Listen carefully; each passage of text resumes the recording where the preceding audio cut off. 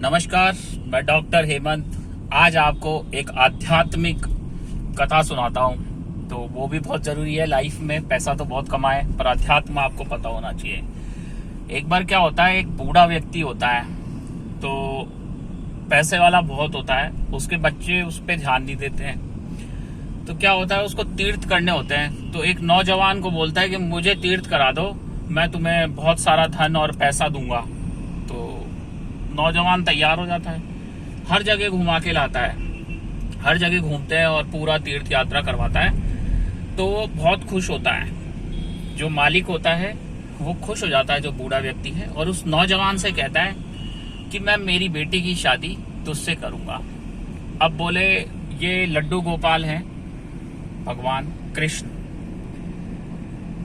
इनको साक्षी मान के और ये गवाह है कि मैं अपनी बेटी की शादी तुमसे जरूर करवाऊंगा, ऐसा बोलता है। ठीक है, अब ऐसे महीने बीत जाते हैं, वो वापस आ जाते हैं। तो वो लड़का आता है उसी सेठ के घर में और बोलता है कि भाई आपकी बेटी की शादी मुझसे करवाओ। उसके भाई से बोलता है, लड़की के। तो लड़की का भाई गुस्सा होता है, उसको मारने के लिए तैयार हो जाता है कि तू गरीब और मेरी बहन सेठ की बच्ची, तो ये कैसे शादी होगी। बोले आपके पिताजी ने दिए जवान।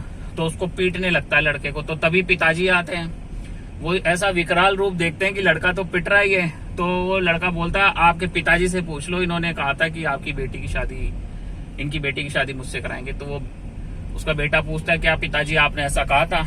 अब पिताजी अपने बेटे का उग्र स्वभाव देख के डर जाता है, वो मुकर जाता, बोलता नहीं नहीं मैंने तो कुछ नहीं कहा। अब ऐसे मीटिंग बैठती है गांव में सरपंचों की, तो बोलते हैं प्रूव करो कि किसने कहा था, कि इसके लिए सबूत लेके आओ शादी के लिए की। तो बोले प्रूफ तो बस खाली हम 3 लोग हैं, तो मैं खुद, एक ये सेठ, और बोले तीसरे कौन। बोले तीसरे लड्डू गोपाल। तो बोले अब लड्डू गोपाल की गवाही जरूरी है।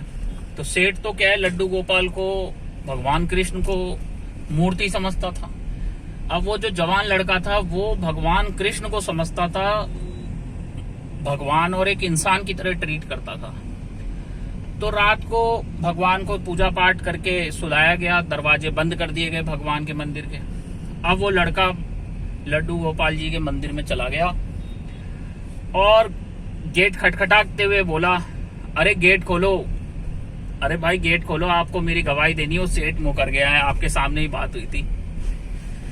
लड्डू गोपाल जी सो रहे थे। अब उसको क्या पता कि ये मूर्ति है, बोलेगी नहीं, पर वो तो पूरा विश्वास था कि बोलेगी और मेरी गवाही देगी कि मैं झूठा नहीं हूं। तो इतनी देर में, थोड़ी देर में मंदिर से आवाज आई, अरे भाई मूर्ति चलती नहीं है, चल के नहीं जा सकती गवाही देने।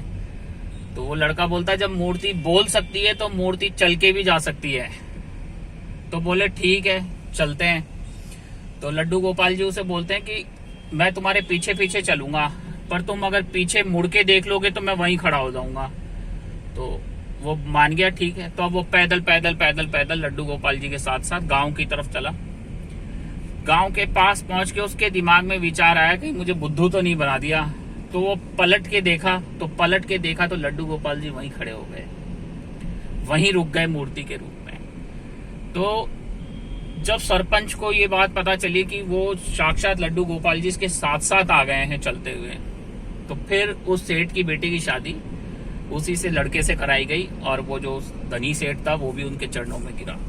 तो कहते हैं कि अगर आप ईश्वर को मूर्ति मानते हो तो वो आपके लिए मूर्ति है, और ईश्वर को आप ईश्वर मानते हो तो वो आपके लिए साक्षात ईश्वर है, भगवान है।